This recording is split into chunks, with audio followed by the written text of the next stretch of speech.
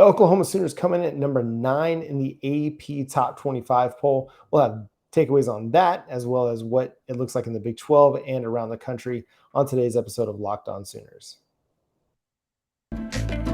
You are Locked On Sooners, your daily podcast on the Oklahoma Sooners, part of the Locked On Podcast Network, your team every day.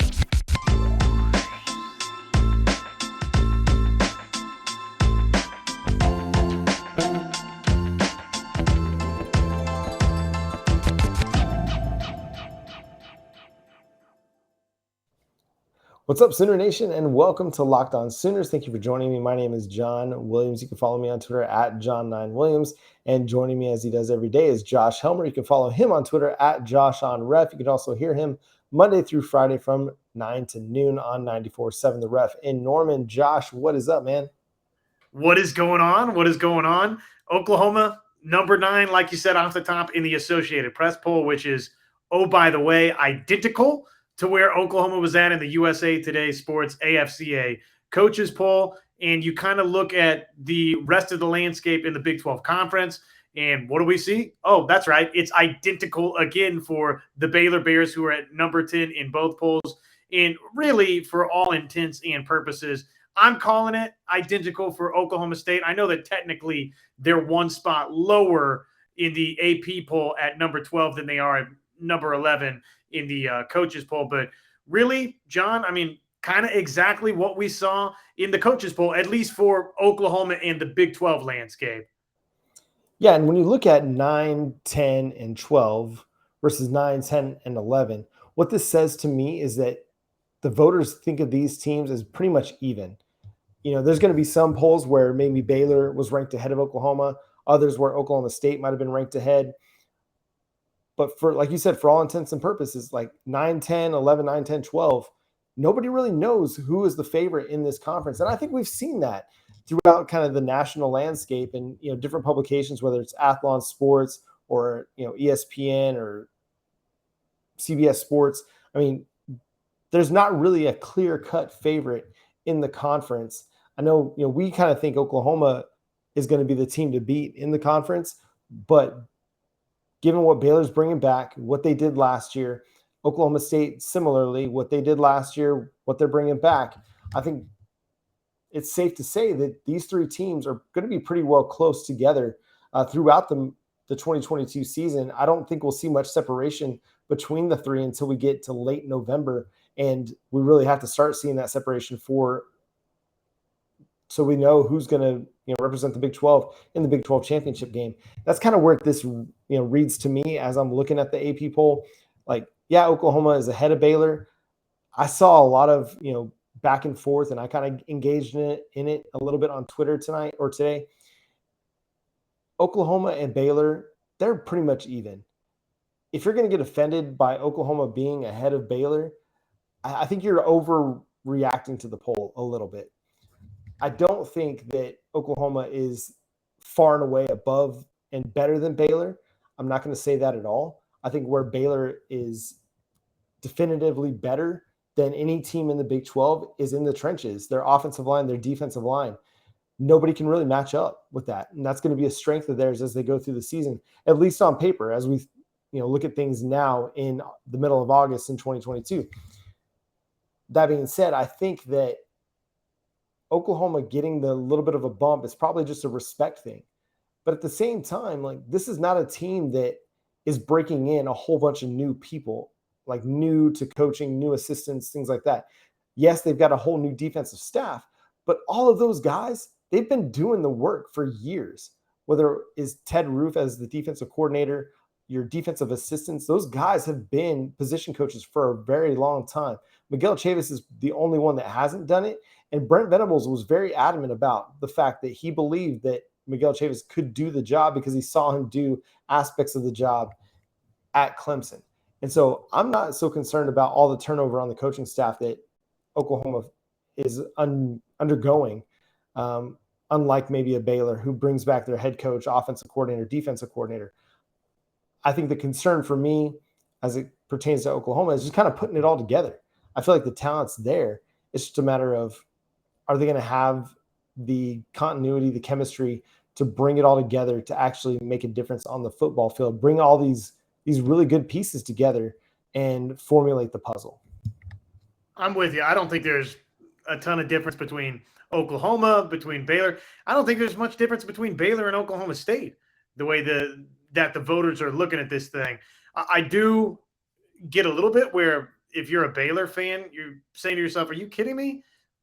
First of all, we beat Oklahoma last season. And second of all, we're the defending Big 12 champions. So you're not going to give us the respect going into this season. I understand the frustration there, surface level with that. Ultimately, though, if Oklahoma was 10 and Baylor was 9, if this was flip-flopped, does it really mean that there's much difference between the two?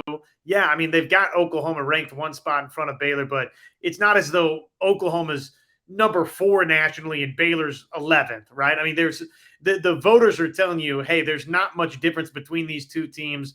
And, oh, by the way, there's not much difference between Oklahoma, Baylor, or Oklahoma State. And really, probably, like you said, it's just kind of defaulting to, hey, over the course of recent history and really the quarter century history of the Big 12, OU wins this conference more times than not. So the safe preseason bet, John, even though last year was Baylor beating Oklahoma and winning the Big 12 conference ultimately, the safe preseason ranking and preseason bet is that, yeah, OU's going to win this league.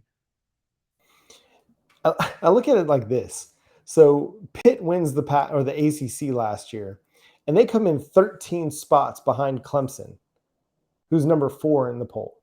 So if you're Baylor and you're getting upset over one spot, like how upset are you if you're Pitt and you're coming in 13 spots behind Clemson? Again, this is like, yes, we want to take into consideration recent history, but a lot of it's also projecting out.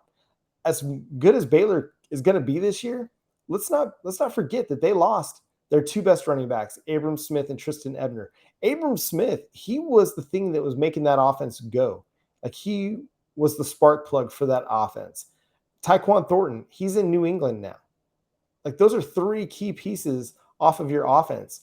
There's a lot of consideration that Blake Shapen's going to be a better player, and he probably is going to be a better quarterback than Gary Bohannon.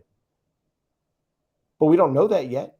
Like, we've seen a little bit out of Blake Shapen, but have we seen enough to warrant like this certainty that he's a better quarterback than Gary Bohannon? I mean, it's a lot of projection. And then you look at the defensive side of the football. They're two of their best players, Jalen Petrie, Terrell Bernard, they're in the NFL now. Now that defensive front is still really good. It's legit. But the back 7, how's that going to look this year? And again, we're talking about a Baylor team that went from 2 wins 2 years ago to 11 wins and winning the conference this year. Which team is this? Like, are they the 2-win team or are they the 11-win team? I think a lot of people are making the assumption that they're the 11-win team, the 11-win Baylor Bears, or 12 wins. I can't remember how many wins they had. But are they potentially due for some regression to the mean? I mean, I don't think that's outrageous to consider that, this is a team that went from pretty bad to really good in a big jump. Are they going to be able to sustain that?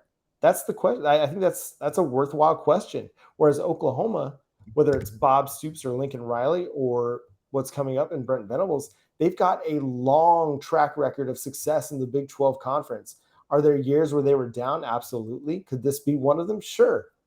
But again, if you're talking about the safe bet, the easy money, it's on Oklahoma to win the Big 12. Does that mean they're going to do it? Not necessarily. I think they will. I think they have the team to do it, the coaching staff to do it. But again, we're not talking about a team that was a really, really bad team last year and had all this turnover and are trying to be a good team. They were pretty good, not as good as they needed to be. And now they've got some really good pieces. We talked about the 40% transfer portal additions, or 40% of the team that didn't play for Oklahoma last year. I mean, you're talking about some really, really good players that they brought in to fill some needs on the offense and the defense.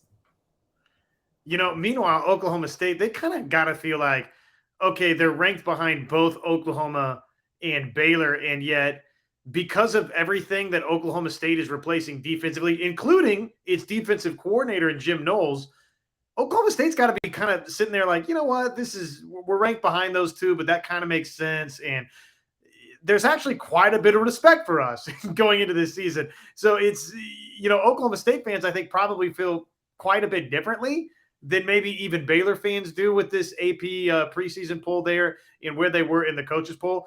I get the impression Oklahoma State fans are kind of like, okay, well, this is pretty nice where we're ranked in the preseason after everything that maybe they've lost. The other really interesting piece of this for Big 12 fans, John, is obviously Texas, who, oh, by the way, remember had a first place vote by one of the coaches out there. We don't know who, but keep in mind, Texas had a first place vote, John. Have we ever had a team that had a first place vote in the coaches poll and then turn around, flip the equation? John, they're not ranked. They're not ranked in the preseason AP poll. They had a first place vote in one, and they're unranked in the other poll. I mean, that is an amazing distinction in disparity for Texas. And I think the AP poll got it more right than the coaches poll did. With all due respect to USA Today, who employs me and you, like that coach that voted Texas number one, I mean, that's a remove your vote offense, because there's no reason that you should be voting for Texas, even though they might be really good this year. They might put a team together that could contend for the Big 12 title. There's no reason that you vote them over Bama, Georgia, or Ohio State. You can't, in good conscience, do that unless you're Nick Saban and you're trying to boast, Texas up so that you get a better win here in a few weeks. But there's no reason that Texas could be there. Unranked makes sense to me.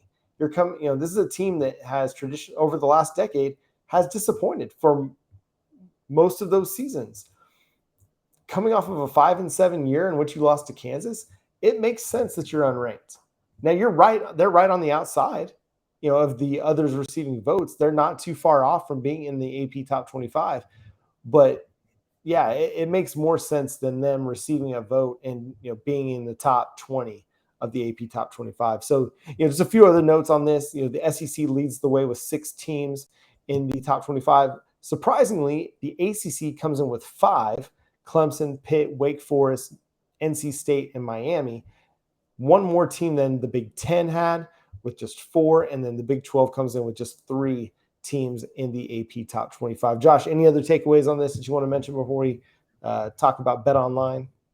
Not a ton of surprises. I mean, the top 3 is the top 3 that we would expect in Alabama, Ohio State, and Georgia in that order. I do, like, the more I think about it, I kind of just, and I don't know that there's anybody else that I feel really gung-ho or super strong about at number 4, but I do kind of feel like we're just sort of giving Clemson a pass for what happened last year in 2021 with really, John, I mean, outside of, okay, yeah, we've seen Dabo Swinney do this before. Look, if we're going to talk about the things that Oklahoma is replacing, are you kidding me? Clemson is replacing its defensive coordinator. It's replacing its offensive coordinator. And oh, by the way, the quarterback play wasn't all that great for Clemson last season. So there's reasons to think that Clemson at number 4 is way too high. But generally speaking, I mean, kind of about what we expected. And I think number 9 is a good spot for OU. Yeah, I have no issues with Oklahoma at number 9. I would have no issues with them at 15 or 20. I mean, to me, the preseason polls, I mean, they're great for content, but ultimately what's going to matter is what you do on the field. And if they go into the season and they win their games, they're going to put themselves in a position to contend for the Big 12 title and a college football playoff berth. And we talked about it on yesterday's episode. Could Oklahoma make a run at getting back into the college football playoff for the first time in 2 seasons? And we both agreed that, yes, they could make that run. Where you start kind of matters a little bit. It gets you a bit of an edge, but it's about how you finish. I mean, this was a team that was undefeated. Then they lost 2 of their last 3 games to finish Big 12 play, and they were well outside the college football playoff discussion after that loss to Baylor. It really took a hit. And so go win your games. That's going to be the thing that matters. And a lot of it's going to come down to the quarterback play in the Big 12. And we're going to talk about the Smoking Musket. They came out with their quarterback tiers for the 2022 season. But first, I want to talk to you about BetOnline. BetOnline is the fastest and the easiest way to check in on all your betting needs. Find all your favorite sports and events at the #1 online source for odds, lines, and games. BetOnline continues to be the top online resource for all your sports wagering information, from live in-game betting, scores, and podcasts they've got you covered. Head to BetOnline today or use your mobile device to learn more about the action happening today. BetOnline is where the game starts. And thank you for making Locked On Sooners your first listen every single day. Make sure you check out another great Locked On podcast, whether it's the Locked On Cowboys podcast, which is one of my favorites to listen to when I'm not listening to some other thing out there for entertainment purposes. I'm listening to Locked On Cowboys because I'm a big Cowboys fan. You got Locked On Chiefs, Locked On Thunder, Locked On Cardinals, covering the St. Louis Cardinals. So we got you covered in any professional sport that you can think of here on the Locked On Podcast Network. Make sure you go check it out and subscribe to our show on YouTube as well. We're well within 100 subscribers of 2,500, trying to get to that point before the start of the 2022 season. So make sure you hit the subscribe button on that. Now, Josh, Smoking Musket, a subsidiary of SB Nation, came out with their quarterback tiers today. And, it's interesting whenever you rank quarterbacks in college football, you never quite know what's going to be considered more highly than others. Like in the Big 12 in particular, like this is a conference that's very close. It's very tight. There are not definitive favorites. I think we look at certain positions and certain players like Dillon Gabriel, and we consider him one of the better quarterback prospects and quarterback options in the Big 12 this year. But the Smoking Musket, they broke it down into tiers, and they had one quarterback in tier 1, and that was Spencer Sanders, the reigning Big 12 first team quarterback from 2021. He was the preseason quarterback selection for the Big 12. Thoughts on that? Like, is Spencer Sanders in a tier above himself? Now, they broke it down like the deep state, and I'm guessing this is like the guy who's been around. He's the experienced one. And then in tier 2, it's impact transfers. Is it weird that Spencer Sanders is kind of up there in his own tier? Defending Big 12 quarterback of the year, right? Obviously, terrific bowl performance versus Notre Dame, but that was the exception and not the rule with Spencer Sanders. I like Spencer Sanders. I've always been a pretty big proponent of the play of Spencer Sanders, or at least what not necessarily the play each and every week, but what the ceiling I thought could be with Spencer Sanders. I like the dual threat capability that he had. I was impressed from day one. What was the first game that he played? Was it against Oregon State? Sounds right. Way back when, in terms of his first start at Oklahoma State. I remember that first night being kind of taken aback, like, wow, okay, Oklahoma State might have themselves a really talented quarterback, but the consistency has rarely been there for Spencer Sanders, and turnovers have been a problem. So for me, yeah, he's the defending, reigning Big 12 quarterback of the year, really, because I don't know that there was just a slam dunk choice a season ago. I don't know that most years Spencer Sanders would have been, based on last season, the Big 12 quarterback of the year. He probably would not have been most years. And yet, okay, so he was, and he comes back, and there's some turnover across the board in the rest of the Big 12. I just don't know that I feel strongly enough about Spencer Sanders to have him far and away head and shoulders above everybody else in a tier of his own.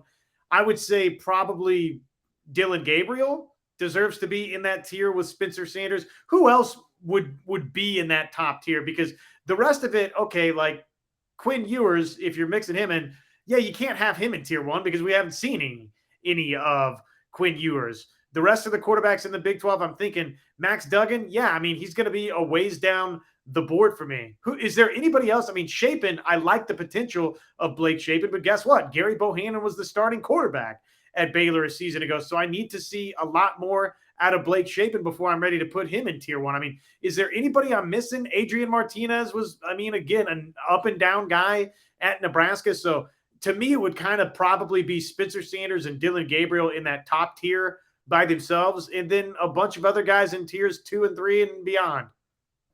Yeah, I think that's fair. I look at a guy like Adrian Martinez, who's been getting a ton of hype this offseason. We talked about him last week, and he had 42 fumbles in 38 games and 30 interceptions. Again, not all of those fumbles lost according to Pro Football Focus, but is he potentially a worse version of Spencer Sanders? And he's kind of in that tier 2 according to the Smoking Musket, along with JT Daniels and Dillon Gabriel, as they talk about impact transfers. I do. I think Dillon Gabriel has to be up there with Spencer Sanders. This is what the writer, his name is Jordan Pinto, had to say about it. He said, I don't think of Sanders as an elite talent, but I do consider him an elite game manager. So if he's an elite game manager, which I kind of disagree with that, because the biggest I like issue, his talent more than I like his game managing, I think. Yeah, because the biggest issue that faced Oklahoma State in the Big 12 championship was his inability to manage the game in that first half where he threw 4 interceptions. Your game managers don't do that. Your game managers don't make mistakes. Spencer Sanders, the knock against him is that he makes a lot of mistakes. He and Adrian Martinez are kind of cut from that same turnover cloth. A guy like Dillon Gabriel, he doesn't turn the ball over that much. He throws the ball a lot. He'll push the ball downfield. He might not be a game manager, but you're going to get higher highs out of a guy like that. And he's not going to turn over the ball near as much as some of these other guys in the Big 12. And so it's a weird kind of tier structure for me. And I think Spencer Sanders, if they're able to get out of him what he showed in the Oklahoma game in the second half of the Big 12 championship and against Notre Dame, then yeah, I mean, he might be the best quarterback in the Big 12, but he's got to do it every single week. He can't do it like for 2 or 3 games and then have, several turnovers in a game and Oklahoma State loses or barely, squeaks by the skin of their teeth and then go on another run. He needs to be more consistent than that. And I think that's the issue that most of us have, and probably even Oklahoma State fans have with Spencer Sanders, is the inconsistencies. I think what you get from Dillon Gabriel is a little bit more consistent floor out of him. Spencer Sanders had a great game against Notre Dame. I don't know if Dillon Gabriel can reach that same high, but you're going to have a higher floor with Gabriel than you will with anybody else in the Big 12. Now, we might get to the point where we're saying, okay, Quinn Ewers or Blake Shapen, you're the best quarterback in the Big 12. But like you mentioned, they're untested. They haven't proven it over the course of a season. I mean, Quinn Ewers really hasn't played much college football at all. Blake Shapen, I mean, he's got a couple games under his belt, albeit one was the Big 12 championship game where he played really, really well in the first half, was dinged up in the second half and didn't play as well, but again, dinged up. If those two guys are able to have that consistency and play really, really well at a high level over the course of the season, they could very much be in consideration for best quarterback in the Big 12. But as things stand right now, it's hard for me to consider Spencer Sanders a tier above a guy like Dillon Gabriel, who's got a ton of production against pretty good competition in the AAC. I mean, it's not the Power 5, but the only thing that separates the Power 5 from the American Athletic Conference, to be honest, is politics. Because at one point in time, Cincinnati, they were in the Big East. The Big East was considered a power conference. Houston, way back when, wasn't part of the Southwest Conference. There's not much separating these teams from being in the Power 5. And again, 3 of those teams, UCF, Houston, Cincinnati, are going to be a part of the Power 5 here in the next couple of years. So I like Dillon Gabriel's floor better than probably anybody in the Big 12, but I think he also potentially has a higher ceiling in Jeff Lebby's offense with the talented pass catchers that Oklahoma has this season. I think I have less of a problem with Spencer Sanders being alone up top in a tier of his own than I do Dillon Gabriel being grouped with, JT Daniels and all these other, all these other transfer quarterbacks that are right there. Look, Dillon Gabriel's got a lot more proven production than a bunch of those guys right there. I think of somebody like JT Daniels, and I know that injuries along the way have been a derailer for JT Daniels, but look, I mean, this is somebody that started out at USC and really couldn't totally crack it there, and then winds up at Georgia, and all of a sudden, they win a national championship with a different quarterback. And now all of a sudden I'm supposed to believe that his lack of production equates to the same tier as Dillon Gabriel. I'm sorry, I just can't go there with that. Yeah, and that's kind of where I'm at too. You haven't done much consistently to be able to say you're one of the top 2 tiers of quarterback plays. And we talked about Adrian Martinez a ton last week, just the turnover issues. I think if you turn the ball over as much as he does, it's hard for me to consider you one of the top 4 quarterbacks in the Big 12. I'd prefer to put Quinn Ewers sight unseen above Adrian Martinez, because that's how much I hate quarterbacks that turn the ball over. It's why I do not like Eli Manning. Like, you can give him his 2 Super Bowl rings. I will contend until the day I die that he is not a Hall of Famer because of all the turnovers. You cannot average an interception per game for your career in the most pass-happy era of NFL football and be a Hall of Famer. But that's an aside. Adrian Martinez, you can't turn the ball over as much as he turns the ball over and expect me to believe that all of a sudden you're going to turn it around. Quarterbacks that turn the ball over, they stay turning the ball over. Look at a guy like Jameis Winston. Threw a ton of interceptions at Florida State, even though they won the national championship. Like, I think he threw like 17 or 18 interceptions that year. What does he do when he gets to the NFL? He still throws a ton of interceptions. He had one year where he had 30 interceptions in a season. So when you turn the ball over as a quarterback, I believe that you're going to continue to turn the ball over until you prove to me otherwise. Because quarterbacks that turn the ball over, they stay turning the ball over. Now, I don't think necessarily Dillon Gabriel is far and away the best quarterback in the Big 12, but I do believe he does need to be in that top tier with Spencer Sanders, because at worst, Dillon Gabriel is a really good game manager in his own right. Yeah, I think so too. I mean, 8,000 passing yards and 70 passing touchdowns in his career indicate that, look, he's one of the best quarterbacks right now, statistically, production-wise, in the Big 12. And, to me, it's results driven. And right now, there's 2 guys in the Big 12 that have the most results. And those 2 individuals are Spencer Sanders and Dillon Gabriel. And then there's kind of everybody else. And there's a lot of talent with everybody else, but there's a lot of, I still got to see it from everybody else. So that's sort of how I would break down a lot of the tiers. I'd have to sit and think a little bit harder about how I would map out beyond that first tier, which I think is Sanders and Gabriel. Then it's kind of everybody else after that. Yeah, I mean, the only quarterback that I don't have, much of a strong feeling on right now is like Hunter Deckers, because we just haven't seen enough of him. We haven't seen him throw the ball very much. I mean, he's a good runner. He's a very athletic player. And so a lot of it's just an unknown with him. Like Jalen Daniels at Kansas, I think I'm pretty optimistic on him. I think he played really, really well down the stretch in the final 3 games for Kansas. And that's a good thing. Like, having some like optimism about a Kansas quarterback. How long has it been since we've had that? It's been forever. Yeah. I mean, 15 years, 20 years, or 15, 16, 17 years, something like that. I mean, been a long, long time.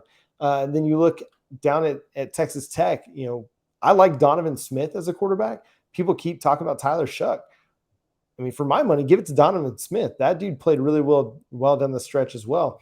Down in Fort Worth with Max Duggan and Chandler Morris, it's really hard to know what you're going to get out of either of those guys. Like Chandler Morris had a great game against Baylor, pulled off the upset, but was also up and down in other situations. Max Duggan's been up and down his whole career at TCU.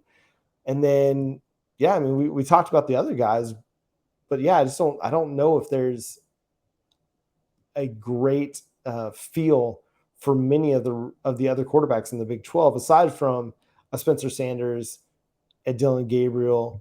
And I mean, for my money, Adrian Martinez. I feel like we know what Adrian Martinez is at this point. He's played a lot of college football. That he's bad, right? Yeah, I mean, I think so. I think I know that he's got the capability of making a lot of great plays, but he's also got the capability of making a lot of plays that are going to hurt you.